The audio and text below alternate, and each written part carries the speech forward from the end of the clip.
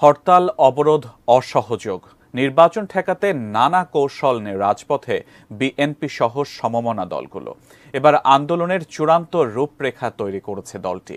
৭ জানুয়ারি নির্বাচনের দিন পর্যন্ত একটা দিনকে গুরুত্বের সাথে দেখছে তারা। ভোটের দিনই চূড়ান্ত বিজয় আসবে এমন বার্তা দেয়া হচ্ছে তৃণমূলে।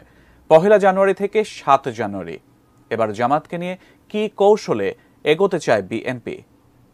আসসালামু আলাইকুম সুপ্রিয় দর্শক শ্রোতা ও আমার কলিজার ভাই বোনেরা, ইতিমধ্যে আপনারা ভিডিও শুরুতেই অল্প কিছু ভিডিও অংশ দেখেছেন।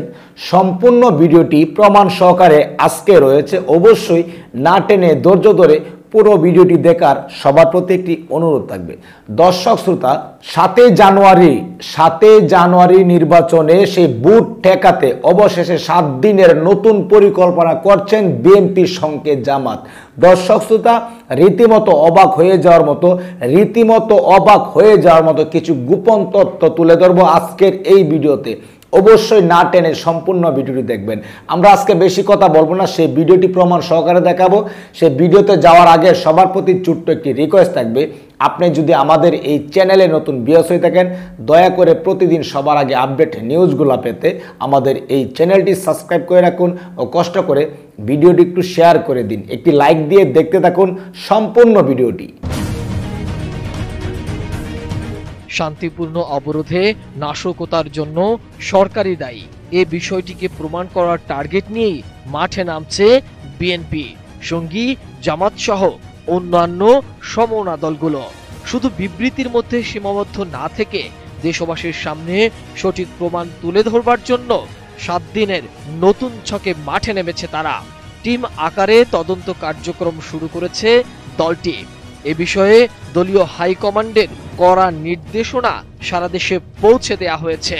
এছাড়া আগামী কর্মসূচিগুলোতে রাজধানী সহ সারা দেশে নাশকতায় যুবলীগ, ছাত্রলীগের কর্মকাণ্ডের উপর কড়া নজর রাখা হবে বলেও জানিয়েছে বিএনপির একাধিক নেতা। হরতাল অবরোধের কর্মসূচিতে ব্যর্থ বিএনপি আন্দোলনে জনসমর্থন না পেলেও নাশকতার দায় যত বেশি সরকারের উপর চাপানো যাবে ততই তাদের লাভ হবে। সরকারের উপর আন্তর্জাতিক চাপও বাড়বে। সরকার হার্ডলাইনে অবস্থান থেকে সরে এসে তাদের সঙ্গে সংলাপের টেবিলে বসতে বাধ্য হবে। এমন চিন্তাভাবনা ও পরিকল্পনা থেকেই বিএনপি তাদের কর্মসূচি থেকে পিছু হটছে না। অবশ্য আওয়ামী লীগের একাধিক নেতা বলছে, হরতাল অবরোধের সময় নাশকতার দায় সরকারের উপর চাপাতে চাইছে বিএনপি। নাশকতামূলক কর্মকাণ্ড ঘটানোর সময় বিএনপি নেতাকর্মীরা হাতে নাতে ধরা পড়লেও এ বিষয়ে দলটির পক্ষ থেকে কোনো ধরনের ব্যাখ্যা দেয়া হচ্ছে না। বরং সহিংসতার ঘটনায় ২০ দলীয় জোটের নেতাকর্মীরা জড়িত নয় বলে দাবি করছে তারা। নেতাদের দাবি, ছাত্রদল ও ইসলামী ছাত্র শিবিরের কর্মীরা গত ২ মাসে কিছু ওয়েবসাইট ও ফেসবুক পেজ ব্যবহার করে সরকারের বিরুদ্ধে উস্কানিমূলক প্রচারণা চালিয়ে উত্তেজনা সৃষ্টির চেষ্টা করছে। এমনকি কয়েকটি ওয়েবসাইটে হাত বোমা ও ককটেল বোমা বানানোর পদ্ধতি শেখাচ্ছে এবং চলমান আন্দোলনে আরো বেশি নাশকতা চালানোরও উস্কানি দিচ্ছে। এসব ফেসবুক পেজ থেকে হামলা, নাশকতা ও গ্রেপ্তারের খবর ছড়ানো হচ্ছে। ক্ষমতাসীন আওয়ামী লীগ সরকারের পতনের দিন ঘনিয়ে আসছে, এ ধরনের বক্তব্য ব্যবহার করে নাশকতার দায় চাপানোর চেষ্টা চলছে। অন্যদিকে টানা হরতাল অবরোধে জনসমর্থন আদায় করতে না পারলেও চোরাগোপ্তা হামলা ও আগুন সন্ত্রাস করে সারা দেশেই ভয়ভীতি ও আতঙ্ক ছড়াতে সক্ষম হয়েছে বিএনপি। কিন্তু তার দায় কোনোভাবেই নিজেদের পিঠ বাঁচাতে, সরকারের কাঁধে দায় চাপাতে প্রতিনিয়ত গণমাধ্যমে বিবৃতি দিয়ে যাচ্ছে দলটি।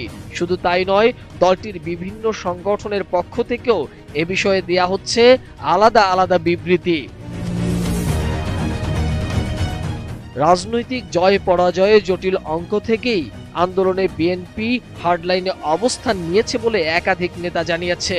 রাজনৈতিক বিশ্লেষকদের দাবি, আন্দোলনে জনগণকে রাজপথে নামাতে ব্যর্থ হয়েই বিএনপি পর্দার আড়ালে থেকে চোরাগোপ্তা হামলার মাধ্যমে তাদের আন্দোলন কর্মসূচি অব্যাহত রাখার চেষ্টা করছে।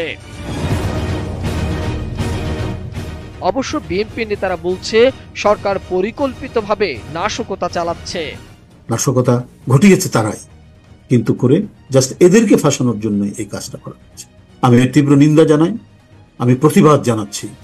দর্শক শ্রোতা ও আমার কলিজার ভাই বোনেরা, আপনারা সেই ভিডিও পরিস্থিতি দেখতে পারলেন। সেই ভিডিওটি দেখার পর যদি আপনার মনে কোনো মন্তব্য থাকে অবশ্যই কমেন্টসে জানিয়ে দিন, দয়া করে ভিডিওটি শেয়ার করে দিন। সবাই ভালো থাকুন, সুস্থ থাকুন, দেখা হবে আবারও পরবর্তী নতুন একটি আপডেট নিউজ নিয়ে। আল্লাহ হাফেজ।